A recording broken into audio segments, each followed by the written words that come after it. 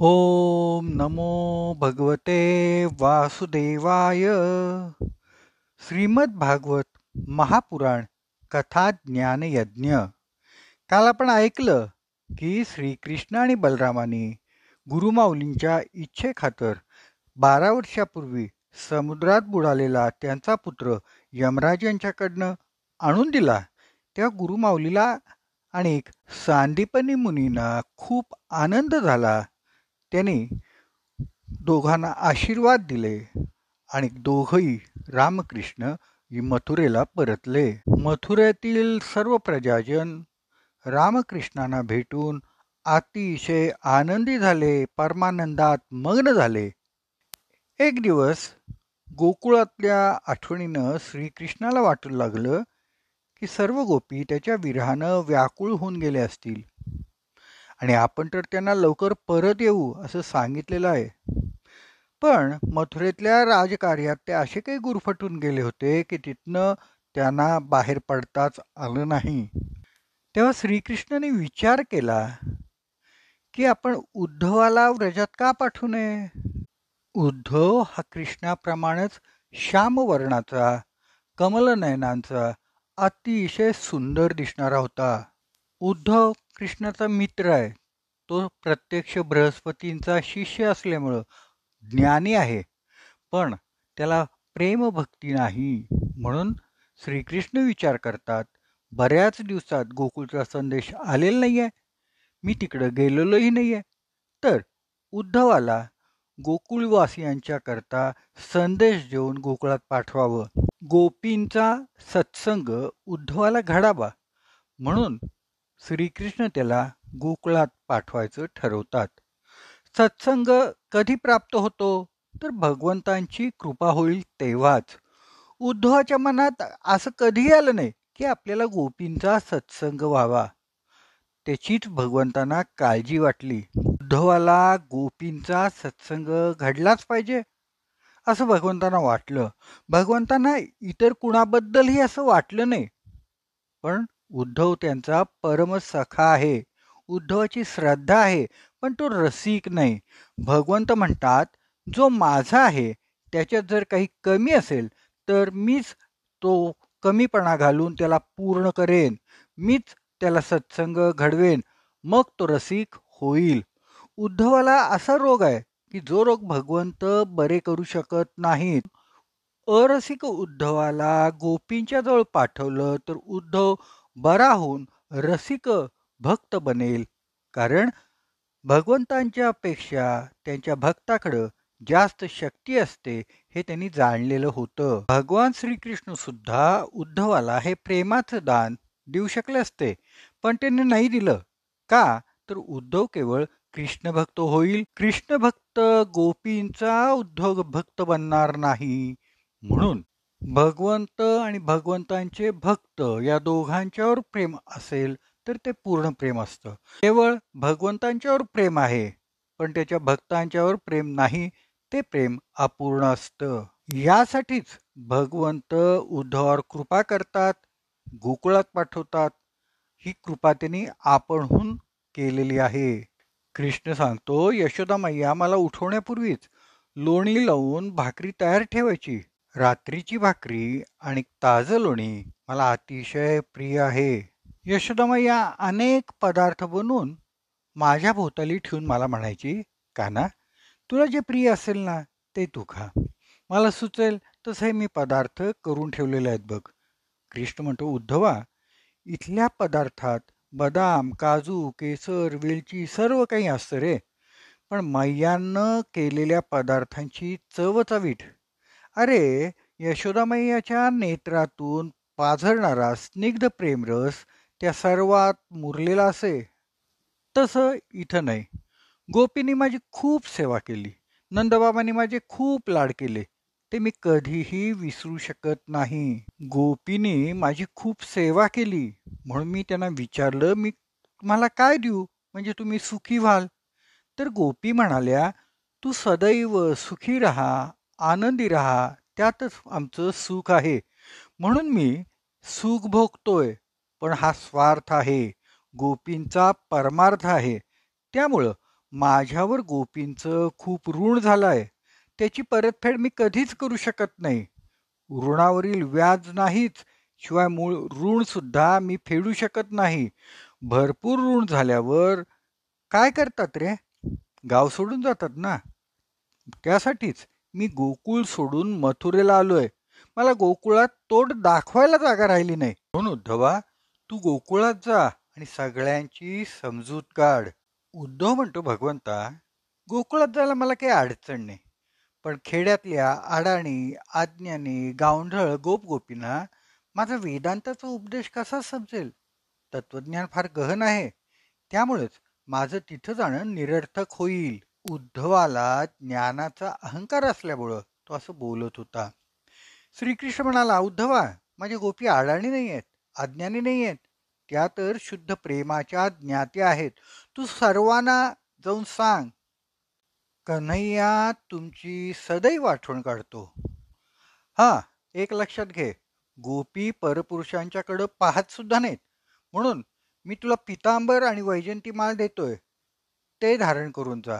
तरच त्या तुला माझा सखा मानतील, दूत मानतील. माझ्या मात्या पित्यांना नमस्कार सांग आणि मी लवकरच येणार आहे असं त्यांना आश्वासन दे. एवढं सांगून कृष्ण रडायला लागला. उद्धवाला समजे ना की गोकुळची आठवण काढतात कृष्णाला रडू कसं येतं. उद्धव रथात बसून गोकुळाला निघाला. श्रीकृष्ण रथापाठोपाठ चालायला लागला. नंतर धावायला लागला. उद्धव म्हणाला, प्रभू, मी आपला सेवक आहे. आपण रथामागं लहान मुलासारखं धावणं योग्य नाही वाटत. काळजी करू नका. मी सगळ्यांना चांगल्या प्रकारे उपदेश करेन, समजावून सांगेन. कृष्ण थांबला आणि रथाकडं पाहतच राहिला. श्रीकृष्ण मथुरेला गेल्यापासून गोकुळातील सर्व गोपाळ, गोपबालके रोज कृष्णाची वाट पाहत होते. कान्हानं परत याचं वचन दिलं होतं, पण अजूनही तो आला नाही. म्हणून रोज सर्व गोपी रडत रडत दिवस काढत होत्या. तेवढ्यात रथ येताना दिसला. बहुतेक कान्हाच येतोय असं वाटून सर्वजण धावत धावत रथाकडे गोपबालके आली. पण रथात जो बसला होता त्यांनी खाली उडी मारली नाही. कान्हा असता तर त्यांनी खाली उडी मारली असती, सगळ्यांशी झोंबाझोंब केली असती. उद्धव रथात बसूनच सांगतो, मी कृष्णाचा संदेश घेऊन आलोय. मी उद्धव कृष्णाचा परमसखा आहे. गोपबालक म्हणतात, आम्ही कान्हाला सुख लाभावं म्हणून त्याची खूप सेवा करत होतो. पण तो फारच निष्ठुर निघाला. तो गेल्यापासून सगळं गोकुळ सुनं सुनं झालं. वृंदावन, वंशीवट, गोवर्धन, यमुना, गाई, वासरे सर्व उदास झाली आहेत. इथे असताना तो आमच्यावर खूप प्रेम करायचा. पण आता तो बदलला. तुम्ही आला, फार चांगलं झालं. तुम्ही आधी नंदबाबाच्या घरी जावा, त्यांचं सांत्वन करा. ते तर रात्रंदिवस कान्हाचीच वाट पाहत आहेत. आपण नंतर भेटूया. उद्धव नंदबाबाच्या दारी पोचला तेव्हा यशोदा दारात कावळ्याशी बोलत होती. खरं सांग, माझा कान्हा येईल ना? पैल तो गे काऊ कोकताये, पैल तो गे काऊ कोकताहे, शकून गे माये सांगता है. पैल तो गे काऊ कोकता है, उड उड रे काऊ तुझे सोन्यान मडविन पाऊ, उड उड रे काऊ तुझे सोन्यान मडविन पाऊ, पाहुणे पंढरी रावो घरात येती, पैल तो गे काऊ कोकता है, पैल तो गे काऊ कोकता है. दही भाताची उंडी लावीन तुझे तोंडी, दही भाताची उंडी लावीन तुझे तोंडी, जीवा पढिये तयाची गोडी सांग वेगी, दुधे भरुनी वाटी लावीन तुझे ओठी, दुधे भरुनी वाटी लावीन तुझे ओठी, सत्य सांगे गोठी विठू येईल का रे. पैल तो गे काऊ कोकता है, पैल तो गे काऊ कोकता है. आंबी आढहाळी फळे चुंबी रसाळी, आंबी आढहाळी फळे चुंबी रसाळी, आजीचे रे काळी शकून सांगे, पैल तो गे काऊ कोकता है,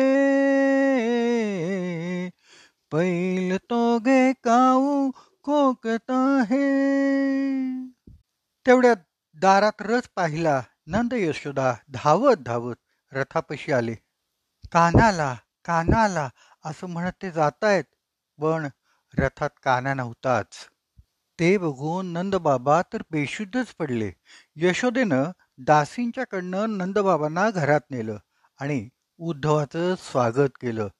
नंदबाबा कृष्ण कृष्ण म्हणत रडतच होते. उद्धवाचं स्नान भोजन झाल्यावर नंदबाबा त्याला प्रणाम करत आले. उद्धव प्रणाम करून त्यांना म्हणाला, मी कन्हैयाचा प्रिय मित्र उद्धव आहे.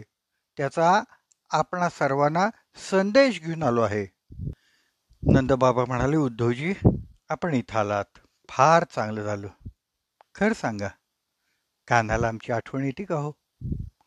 उद्धवजी, सर्व गोपाळ गोपी गाई वासरं वृक्ष वेली गोवर्धन सगळे सगळे कृष्णाला आपला सखा मानतात, सर्वस्व मानतात. पण कृष्ण आमचं स्मरण करतो काय हो?